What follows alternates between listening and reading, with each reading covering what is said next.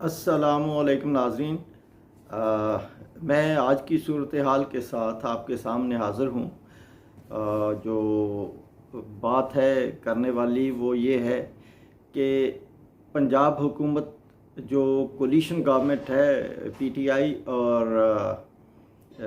PML-Q की, इसके लिए भी पंजाब में बहुत बड़े टारगेट हैं और एक हाई अचीवमेंट करना है। अगर ये वो हाई अचीवमेंट नहीं कर पाते, ज़ाहिर है इनके लिए मुश्किलात होंगी, क्योंकि मरकज़ में पीएमएलएन की गवर्नमेंट है, उनकी कोलिशन गवर्नमेंट है, 11-12 या कितनी पार्टियों की वो गवर्नमेंट है, उनसे वो चल नहीं रही, उसके भी अपने मसाइल हैं, फिर वो कोऑपरेटिव नहीं है इनके साथ। ये मरकज़ में जो ओपोजिशन है वो यही पीटीआई की गवर्नमेंट जो है वो फेडरल लेवल पे उसमें ओपोजिशन में है।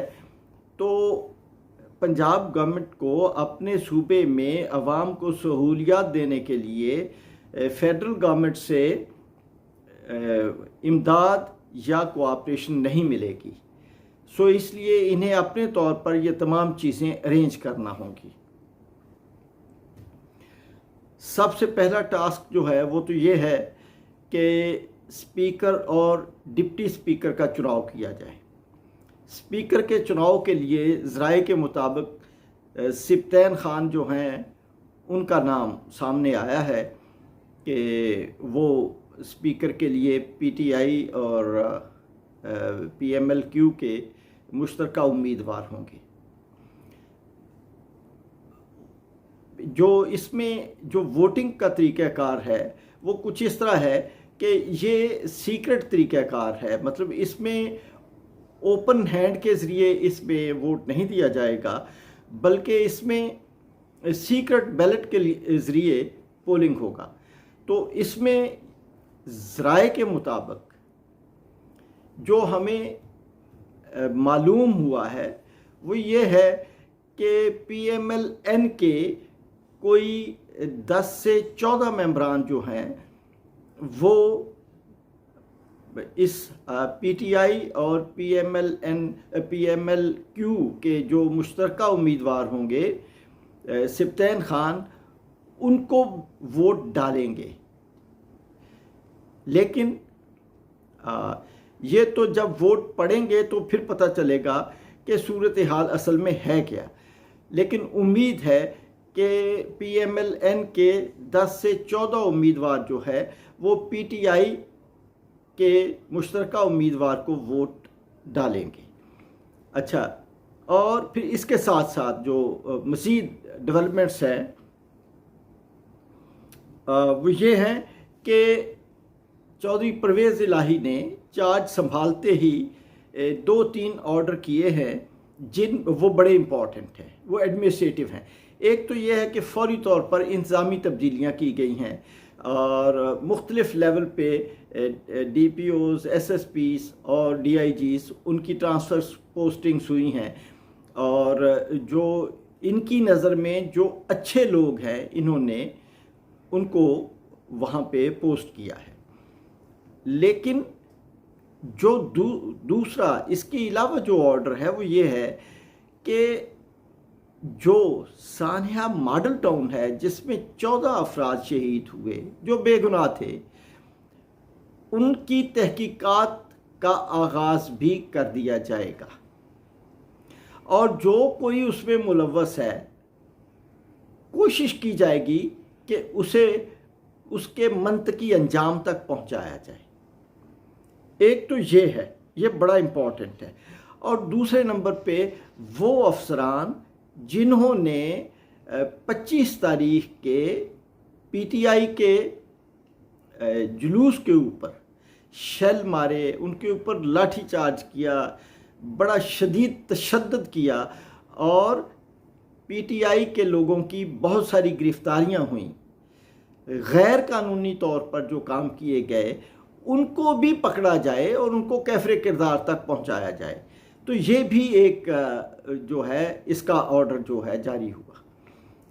अब तीसरे नंबर पे ये है कि ज़राए के मुताबिक जो सानिया निश्तर हैं उन्हें पंजाब में एहसास प्रोग्राम को स्पीड अप करने के लिए भेजा गया है या उन्हें ये टास्क दिया गया है कि वो आए। अब अवाम जो फेस कर रहे हैं वो ये है कि महंगाई का अजाब है, जिसमें PMLN की गवर्नमेंट इसको कंट्रोल करने में नाकाम हुई।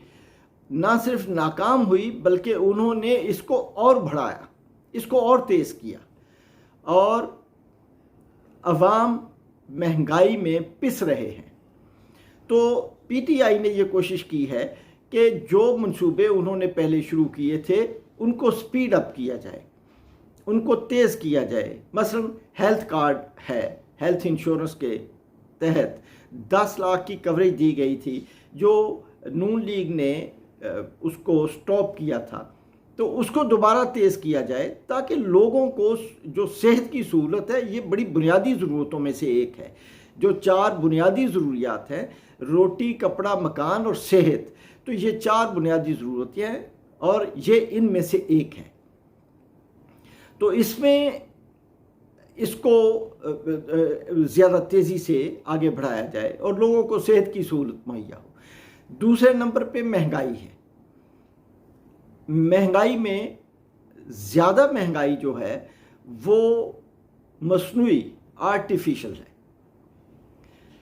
असल में डॉलर के बढ़ने से जो चीज़ें बाहर से इंपोर्ट हो रही हैं वो तो महंगी हों, लेकिन जो हमारी अपनी ज़मीनों में चीज़ें पैदा हो रही हैं, जिसमें सब्जियां हैं, जिसमें अनाज है, जिसमें और चीज़ें हैं और ये सारी प्याज है, आलू है, हर चीज़ जो हमारी ज़मीनों में पैदा होती है वो क्यों इतनी महंगी हुई है, जबकि इसमें इंपोर्ट इन्वॉल्व नहीं है। सो यहाँ भी गवर्नमेंट को काम करने की ज़रूरत है, अगर इनके पास इतना टाइम है। तो ये बड़ी बुनियादी चीज़ें हैं जिनके ऊपर काम किया जाएगा। तीसरे नंबर पे ज़राए के मुताबिक, पहले तो ये था, जो सूरत हाल थी उसके मुताबिक ये था, PTI की डिमांड थी कि असम्बलियाँ तोड़ के दोबारा इलेक्शन करवाए जाएं। लेकिन मौजूदा हालात में कौमी असम्बली का तोड़ना तो सही है, लेकिन सूबाई असम्बलियाँ ना तोड़ी जाएं। और PTI ने भी ज़राए के मुताबिक इसी किस्म का फ़ैसला किया है कि यहाँ सूबाई असम्बलियाँ न तोड़ी जाएं, जो कौमी असम्बली है उसे तोड़ा जाए। उसके लिए जोड़ तोड़ होगा और उसके लिए सबसे ज़्यादा जो जोड़ तोड़ होगा वो ग्रुप्स के साथ जो मिले हुए हैं, जो ऐसी छोटी पार्टियां जिनके मिलने से फेडरल गवर्नमेंट मार्ज़ वजूद में आई, उनसे नेगोशिएट किया जाए। तो उसके लिए मेरा ख्याल है कि तहरीक इंसाफ ने एक कमेटी बना दी है जो 2-3 बंदों पे मुश्तमिल है। वो उन पार्टियों से नेगोशिएट करेगी ताकि जो PMLN की गवर्नमेंट है वो फारिग हो, और उसके फारिग होने के बाद PTI ये चाहेगी, PTI इलेक्शन में तो ज़रूर जाएगी, लेकिन ये चाहेगी कि जो कानून साजी PMLN ने अपने फ़ायदे के लिए या पीपल्स पार्टी ने अपने फ़ायदे के लिए की है उसे अंडू किया जाए। उसमें बड़ी बुनियादी चीज़ है कि जो इन्होंने अपने केसेस को कानून साजी के ज़रिए नैब के दायरे इख्तियार से बाहर निकालने की कोशिश की है, नैब के इख्तियारात कम करने की कोशिश की है, या इन्होंने EVM को, जो EVM के ऊपर कानून साजी हुई थी, उसको अंडू किया, और जो हमारे पाकिस्तानी जो मुल्क से बाहर रहते हैं उनको वोट का हक दिया था PTI ने, जो कि इन्होंने ख़त्म कर दिया है। तो पीटीआई ये चाहेगी कि फौरी तौर पे इक़्तिदार में आके उनको उनका हक दिया जाए और ये तमाम जो इन्होंने नेगेटिव जो कानून साजी की है उसे अंडू किया जाए और उसकी जगह पे सही कानून साजी की जाए। और ये कोई लंबा अरसा नहीं है, ये अगर 7 दिन के लिए भी गवर्नमेंट उन्हें मिलती है तो वो इसकी कानून साजी कर देंगे।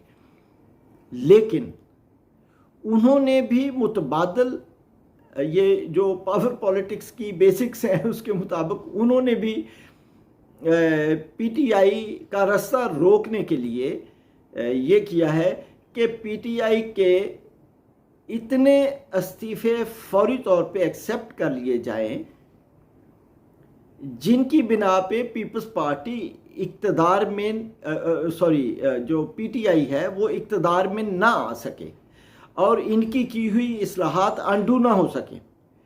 तो ये उनका प्लान है, इसके ऊपर वो काम कर रहे हैं और काफ़ी तेज़ी के साथ काम हो रहा है इसके ऊपर।